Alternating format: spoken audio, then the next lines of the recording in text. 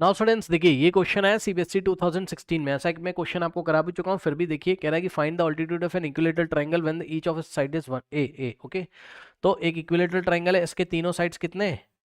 ए के, है ना। लेंथ कितनी है तीनों साइड्स की? ए, मतलब समझो ये बीसी भी आपका ए यूनिट का है, ये पूरा ए है, ठीक। ए बी भी आपका कितना का है? ए यूनिट लेंथ का है, और ए सी भी आपका ए यूनिट लेंथ का है। इसमें आपको ऑल्टीट्यूड निकालना है। सुनो, ऑल्टीट्यूड का लेंथ निकालना है ए के टर्म्स में। अब सुनो, ये आया है एनसीईआरटी एग्जाम्पलर क्लास 9th के क्वेश्चन बुक से। आ सकता है एग्जाम में, आप ऐसा मत बोलो कि नहीं आ सकता है। सुनो, अब देखो यहाँ ऑल्टीट्यूड क्या होता है? वर्टेक्स से सामने परपेंडिकुलर ड्रॉ करोगे ना, इसको ऑल्टीट्यूड बोलते हैं। सुन लो, तो अगर आपने ए से परपेंडिकुलर ड्रॉ किया है तो A M perpendicular to B C, यही ए एम की लेंथ आपको निकालनी है। इसी को हम हाइट या ऑल्टीट्यूड बोलते हैं। क्या बोलते हैं? हाइट या ऑल्टीट्यूड। ओके, सो यहाँ से आपको ए एम की लेंथ बच्चों निकालनी है यहाँ से ए के टर्म्स में, ठीक। अब सुनो, आपने कंस्ट्रक्शन किया है A M perpendicular to B C, ये 90 है, लीनियर पे से ये भी 90 हो जाएगा। बहुत बढ़िया। अब सुनो बहुत ध्यान से, इक्विलेटरल ट्राइंगल में तीनों एंगल कितने के होते हैं? 60 60 60 के होते हैं, ठीक है स्टूडेंट्स। तो ध्यान दें, यहाँ से देखो ये पूरा कितना था? 60। इतना तो आपको पता होना चाहिए, इक्विलेटरल ट्राइंगल में तीनों साइड इक्वल होते हैं और तीनों एंगल 60 60 60 के होते हैं। तो ये बच्चों पूरा 60 था, ये भी। अरे भाई मैं एबीसी की बात कर रहा हूँ, तो पूरा ट्राइंगल एबीसी क्या था? इक्विलेटरल, जिसमें तीनों साइड ए लेंथ के थे। तो ये 60 है, तो इधर से ये 60 हो जाएगा और इधर से ये 60 हो जाएगा। ये लीजिए। अब सुनो, अब triangle A M B is congruent to A M C, ठीक। Triangle A M B is congruent to triangle A M C. कौन सा क्राइटेरिया लग गया बच्चों? चेक कर लो, दोनों ट्राइंगल क्यों कॉन्ग्रेंट हो गए? तो जवाब है दोनों ट्राइंगल कॉन्ग्रेंट हो गए एंगल साइड क्राइटेरिया से। चेक कर लीजिए, ये इधर से 90 है तो ये इधर से 90, भाई ये वाले ट्राइंगल में ये 90, वो वाले ट्राइंगल में ये 90, इधर से ये 60, उधर से ये 60, और बी ए की लेंथ किसके इक्वल हो गई? सी ए की। तो क्या लग गया? एंगल साइड, और इधर से एंगल साइड, ठीक। तो मैं लिखने रहा हूँ, समझ जाओगे आप। हाँ, सो ये दोनों कैसे हो गए? एंगल साइड क्राइटेरिया से दोनों कॉन्ग्रेंट हो गए, ठीक है। अगर कॉन्ग्रेंट हो गए सीपीसीटी लग जाएगी, ठीक। सो बाय सीपीसीटी मतलब corresponding parts of triangle, congruent triangle, ठीक। तो बच्चों एक बात बताओ, ये जो एम है, ठीक, एम से बी तक का length M B is equals to M C हो जाएगा। यस सर, ठीक।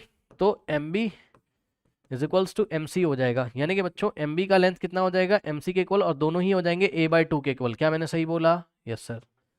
भाई पूरा कितना था बी सी? ए लेंथ का, तो एम मिड पॉइंट हो जाएगा ना बी सी का। So M B is equals to M A, यानी कि ए बाय टू और ए बाय टू। तो ये हो गया आपका ए बाय टू, और यहाँ से ये हो गया ए बाय टू। इसके बाद आप टिग्नोमेट्री लगा लीजिए, आपका ए एम आ जाएगा। देखो जरा, ट्राइंगल ए एम बी में बच्चों ध्यान से चेक करेंगे, in triangle A M B में बच्चों टिग्नोमेट्री लगा लो, ज़्यादा टेंशन नहीं कोई, ठीक। हमको मेथड थोड़ी ना बोला है कि भैया तुम पाइथागोरस थ्योरम से करो या कैसे करना है ना। आप टिग्नोमेट्री लगा दो, खत्म। मैं आपको पाइथागोरस भी लगा के दिखा दूंगा, टेंशन मत लो।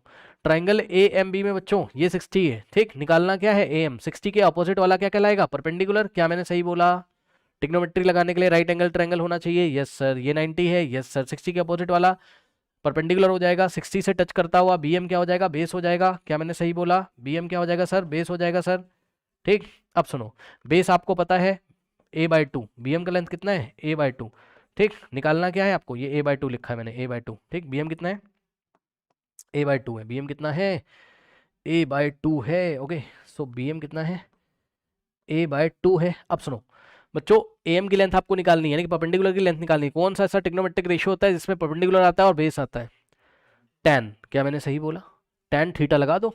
सो ट्राइंगल ए एम बी में tan थीटा का मतलब tan 60 लगा दो। So tan 60 is equal to perpendicular upon base. Perpendicular कितना है? ए एम, और बेस कितना है? B M. ये लो, ठीक। tan 60 कितना होता है? √3। √3 is equal to A M. A M आपका ऐसे ही रहेगा, और बी एम कितना है बच्चों? ए बाय टू। तो बी एम कितना है? ए बाय टू, ठीक। ये लीजिए, ये इधर आके मल्टीप्लाई करेगा। सो ए एम की लेंथ कितनी आ जाएगी आपकी? √3 into A by two. √3 into A by two, ये लीजिए, यानी कि √3 ए बाय टू।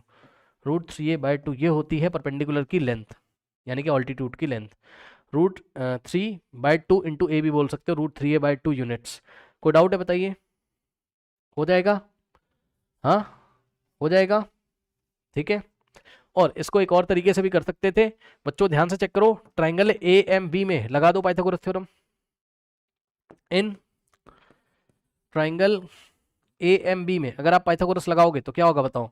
अब परपेंडिकुलर कौन होगा? 90 के अपोजिट वाला। पाइथागोरस में 90 के अपोजिट वाला परपेंडिकुलर होता है।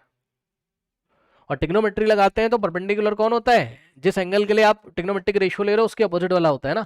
तो अब आप पाइथागोरस लगाने जा रहे हो। ए एम बी, 90 के अपोजिट वाला कौन? हाइपो। तो हाइपो कौन है? A B. तो ए बी का स्क्वायर परपेंडिकुलर का स्क्वायर प्लस बेस का स्क्वायर, यानी कि ए एम का स्क्वायर प्लस बी एम का square. A B square A M square plus B M square. So A B square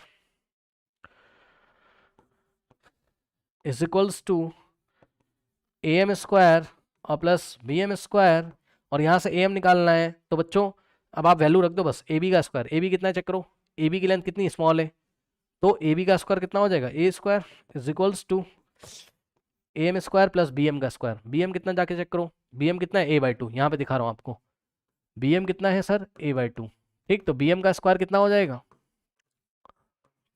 ए का square ए square और 2 का स्क्वायर 4, दोनों तरफ स्क्वायर कर दो। ए स्क्वायर बाय 2 का स्क्वायर 4, ए स्क्वायर बाय 4, यानी कि बी एम स्क्वायर कितना हो जाएगा? ए स्क्वायर बाय 4 हो जाएगा। ठीक, तो बी एम स्क्वायर की जगह हम क्या लिखेंगे? ए स्क्वायर बाय 4 करेंगे। ठीक, इस इक्वेशन को सॉल्व कर लो, आपका आंसर उतना ही आएगा। क्या है equation? A square is equals to A M square और प्लस ए स्क्वायर बाय 4, ये इधर जाके सब्ट्रैक्ट हो जाएगा, यानी कि A square minus A square by 4 is equals to A M square. देखो 4 इंटू ए इस 4 ए स्क्वायर, ये तो आता होगा करना, इसको इससे मल्टीप्लाई करके इसमें माइनस कर दो। 4 A square minus A square by 4 is equals to क्या हो जाएगा? A M square. 4 A square minus A square क्या होता है? 3 ए स्क्वायर। तो 3 A square by 4 is equals to A M square. ठीक, यानी कि A M square is equals to कितना हो गया आपके पास? 3 ए स्क्वायर बाय 4, यहाँ से स्क्वायर हटाओगे, स्क्वायर रूट लगाओगे। ठीक है, तो स्क्वायर रूट 3 और यहाँ पे ए स्क्वायर बाय 4। सुन लो ध्यान से बच्चों, 3 का स्क्वायर रूट तो स्क्वायर रूट 3 रहेगा, इंटू में ए स्क्वायर का स्क्वायर रूट लोगे तो स्क्वायर हट जाएगा, यानी कि ए आ जाएगा, और अपॉन में 4 का स्क्वायर रूट कितना होता है? 2 होता है। Root 3 A by 2 A M आ गया। इस तरीके से भी हम ऑल्टीट्यूड को निकाल सकते थे। तो दोनों तरीके मैंने आपको बता दिए, जैसे पसंद है आप कर सकते हो, कर लीजिए।